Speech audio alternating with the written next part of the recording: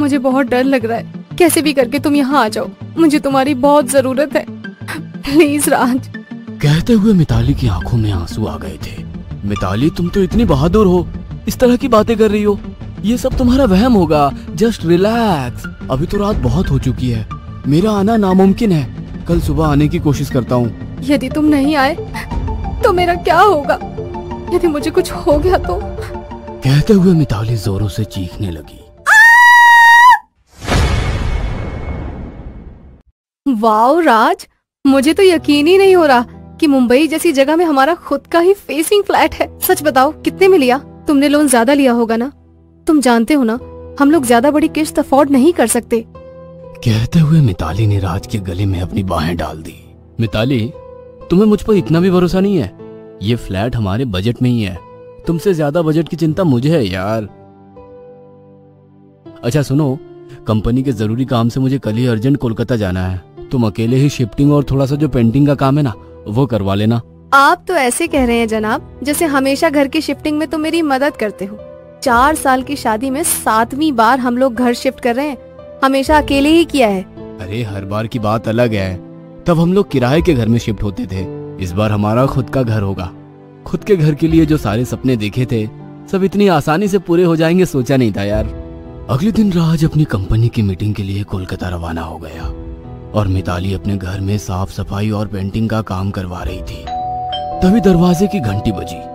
वह गेट खोलने गई तो सामने एक सभ्रात बुजुर्ग महिला खड़ी थी। हम मोमिता चटर्जी इसी फ्लोर पर फ्लैट नंबर 709 में रहते हैं। कैसे हैं आप? आपने ये फ्लैट खरीदा है या किराए से लिया है? कहते हुए महिला डरते हुए फ्लैट के अंदर झांकने लगी। मिताली को उसका इस तरह का ताक झांक करना पसंद नहीं आया। मैं ठीक हूँ। मिताली ने उन्हें टालने वाले अंदाज में कहा। अरे आपने मेरी बात का जवाब ही नहीं दिया। ये फ्लैट आपने किराए से लिया है क्या? आपके परिवार में कौन कौन है? हम और हमारे पति यहाँ पर रहने वाले हैं। कल इस मकान का पोजीशन हमें मिला है। बहुत बड़ी गलती हो गई। ये फ्लैट श्रापित है। जितनी जल्दी हो सके यहाँ से चली जाओ। क्या बकवास कर रही हैं आप? अभी तक पड़ोसी होने के नाते आपकी बातें सुन रही थी, मगर मुझे इस तरह की बातें बिल्कुल पसंद नहीं है। तुम यंग जनरेशन की यही प्रॉब्लम है। तुम लोग किसी भी बात को सीरियस नहीं लेते, मगर अभी भी वक्त है। चले जाओ यहाँ से। अच्छी तरह से समझती हूँ आप लोगों की बातें। भूत प्रेत के नाम पर डरा कर घर पर कब्जा करना चाहते हो।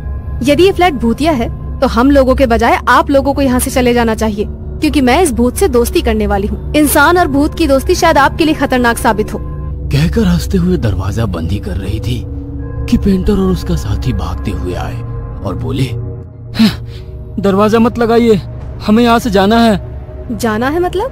कहना क्या चाहते हैं? अभी तो काम पूरा का पूरा बाकी है। इस तरह अधूरा काम छोड़कर कहाँ जा रहे हैं? मैडम हमें जाने दो, और हो सके तो आप भी यहाँ से चले जाओ, यही आपके लिए बेहतर होगा। पेंटर और मोमिता के जाने के बाद मिताली सोचने लगी, एक ही बात को 2 अलग अलग लोग बोल रहे हैं। कहीं ऐसा तो नहीं कि इस बात में कोई सच्चाई हो? पड़ोसी तो हो सकता है फ्लैट पर कब्जा करने के लिए झूठ बोल रहा हो, मगर पेंटर, उसे क्या मतलब है? सोचते हुए मिताली ने तुरंत राज को फोन लगाया। मिताली, तुम 100 साल जियोगी। मैं अभी तुमको ही याद कर रहा था। सोच रहा था इस काम को खत्म करने में 2 से 3 दिन लग जाएगा। आज ही वो काम खत्म हो जाएगा। मीटिंग एकदम सक्सेसफुल रही है। हाँ, अभी तो कोई फ्लाइट नहीं है। मॉर्निंग की फ्लाइट से तुम्हारे पास आ जाऊंगा। 2 दिन घर सेट करने में तुम्हारी मदद कर दूंगा। राज, मुझे इस फ्लैट के बारे में तुमसे कुछ बात करनी थी। राज, हमें ये फ्लैट खाली करना ही होगा। अरे अभी घर में शिफ्ट नहीं हुई है और उसे खाली करने की बात कर रही हो?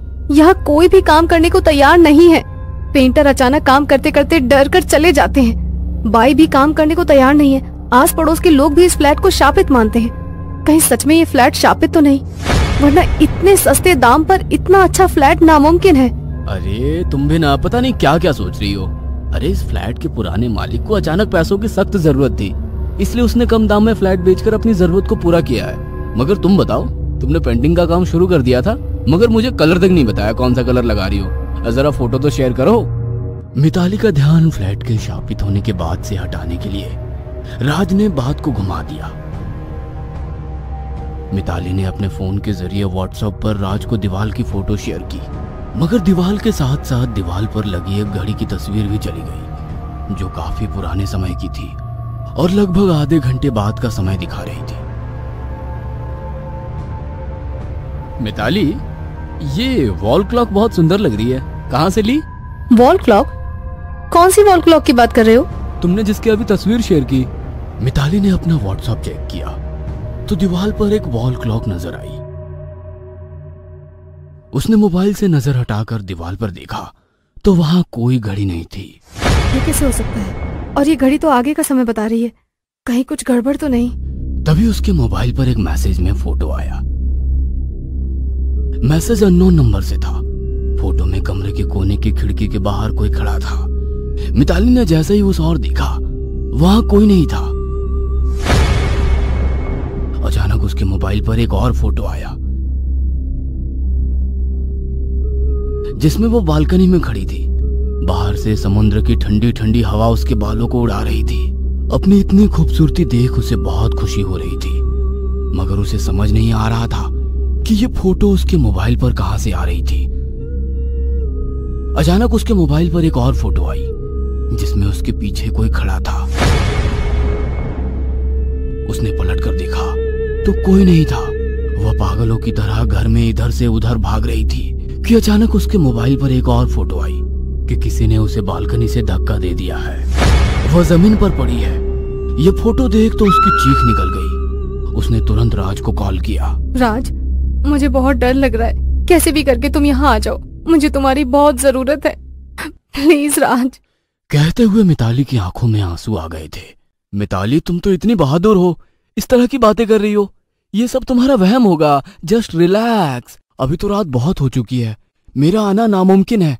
कल सुबह आने की कोशिश करता हूँ। यदि तुम नहीं आए तो मेरा क्या होगा? यदि मुझे कुछ हो गया तो? कहते हुए मिताली जोरों से चीखने लगी। मिताली, क्या हुआ? कुछ तो बोलो। राज, यहाँ पर सच में कुछ भी ठीक नहीं है, कुछ तो गड़बड़ है।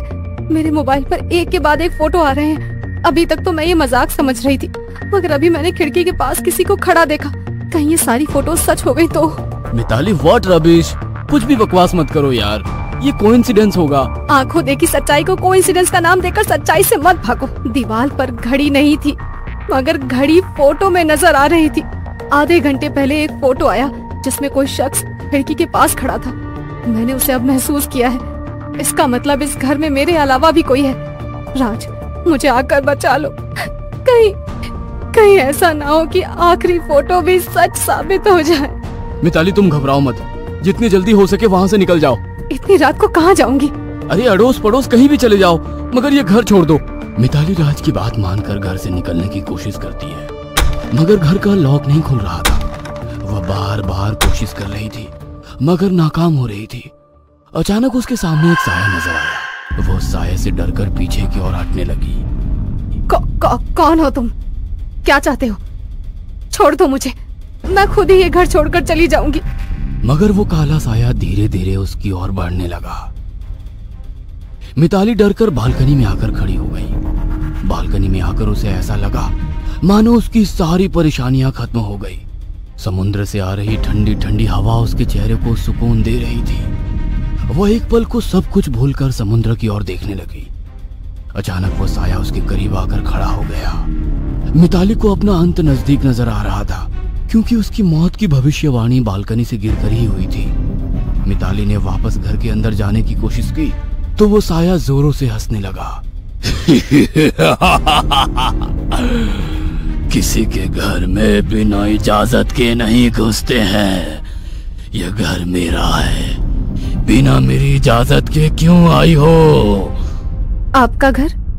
मगर हमने तो ये घर खरीदा है। विदेश से आने वाले अपने बच्चे के इंतजार में मेरी लाश महीनों यहीं पड़ी कंकाल बन गई। आज भी मुझे उसके लौट कर आने का इंतजार है। वह भले ही यह फ्लैट तुम्हें देकर मुझसे मुक्ति पाना चाह रहा था, मगर जब तक अपने बेटे को अपने पास ना पालूं, मुझे मुक्ति नहीं मिलेगी। तुम्हें जाना ही होगा। इस घर में मेरे सिवा कोई नहीं रह सकता। कहकर उस साये ने मिताली को बालकनी से धक्का दे दिया।